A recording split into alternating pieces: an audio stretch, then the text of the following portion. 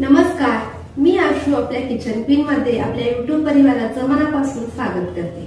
आज आपण अतिशय औषधी अशा वनस्पतीचं लोणचं कसं बनवायचं ते पाहणार आहोत। म्हणजेच माईनमुळ्याचं लोणचं कसं बनवायचं ते पाहणार आहोत। माईनमुळा म्हणजे कंदमुळाचा एक प्रकार आहे।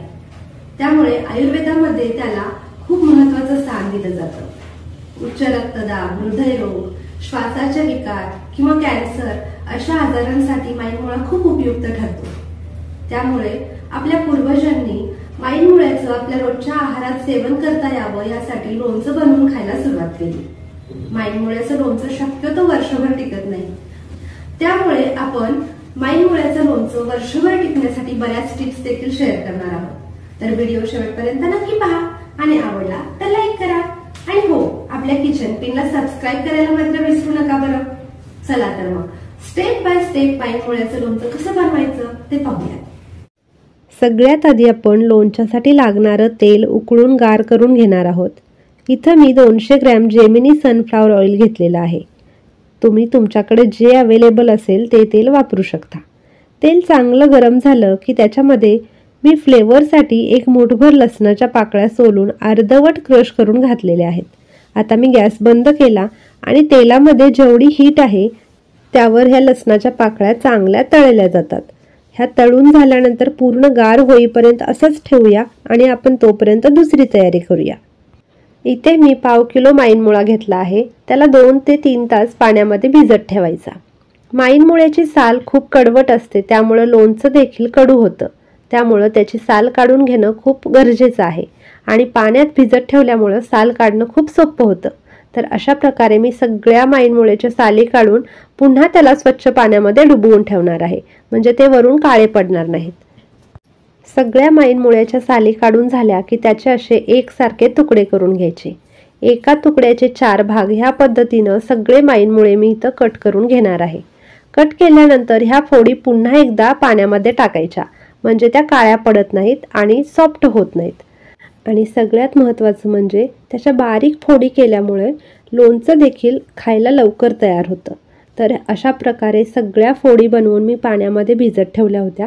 याच्यामध्ये मी लिंबू पिळलेला नाही, कारण लिंबूमुळे लोणचं मऊ पडतं, त्याचा ओरिजिनल क्रंचीपणा राहत नाही। तर आता याला मी स्वच्छ धुवून एका गाळणीवरती काढून घेते, म्हणजे त्याच्यातलं एक्स्ट्राचं पाणी निघून जाईल। आता आपल्याला सगळ्यात महत्त्वाची प्रोसेस करायची आहे, ती म्हणजे मी इथं भाकरीचा तवा गरम करून त्याच्यामध्ये ह्या सगळ्या फोडी 1-2 मिनिटं परतून घेणार आहे, म्हणजे त्याच्यातलं एक्स्ट्राचं पाणी असेल ते सगळं निघून जाईल आणि लोणचं टिकण्यासाठी मदत होईल। गॅस मी फुल फ्लेमवरती ठेवला आहे आणि त्याला असं परतून घेतल्यामुळे त्याच्यातला कडवटपणा देखील कमी होईल आणि दुसरं म्हणजे लोणचं जास्त दिवस टिकण्यासाठी मदत होईल, कारण त्याच्यातला पाण्याचा अंश पूर्णपणे निघून गेला की लोणचं देखील टिकतं। तर हे 1-2 मिनिटं परतून झालं, त्यातलं पाणी पूर्णपणे सुकून गेलं की आता ह्याच्यावरती थोडंसं तेल टाकायचं आणि तेलावरती देखील 1-2 मिनिटं परतून घ्यायचं।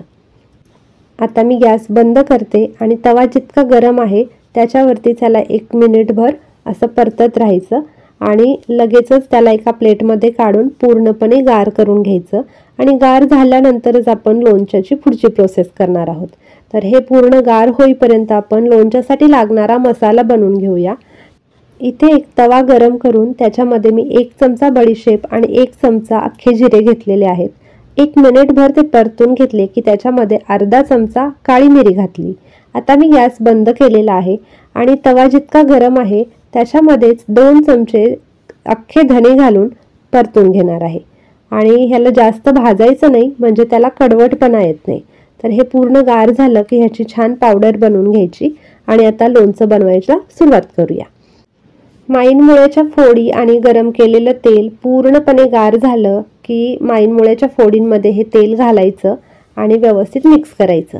आता इथं आपले हे बेसिक मसाले आहेत, हळद, मीठ, तिखट आणि हिंग पावडर।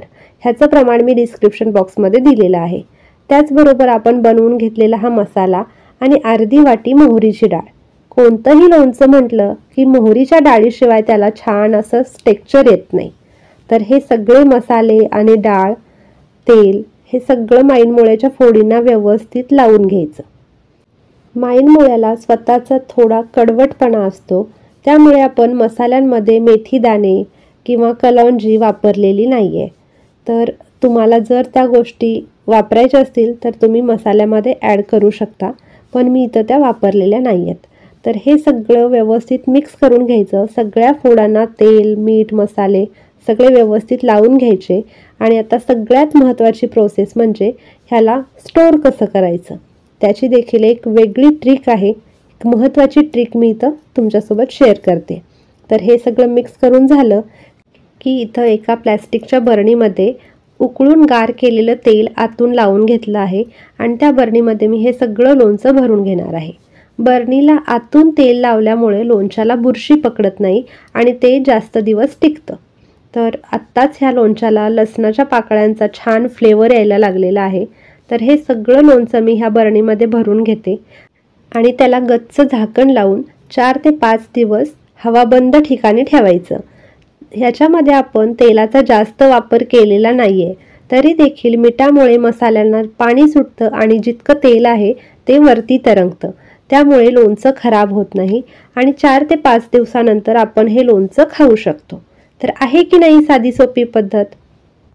तर अशा प्रकारे स्टेप बाय स्टेप माईन मुळ्याचं लोणचं तुम्ही देखील नक्की ट्राय करा आणि कसं झालंय मला कमेंटमध्ये सांगा. पुन्हा भेटूया नवीन रेसिपी सोबत. तोपर्यंत मस्त खा आणि स्वस्त राहा. धन्यवाद.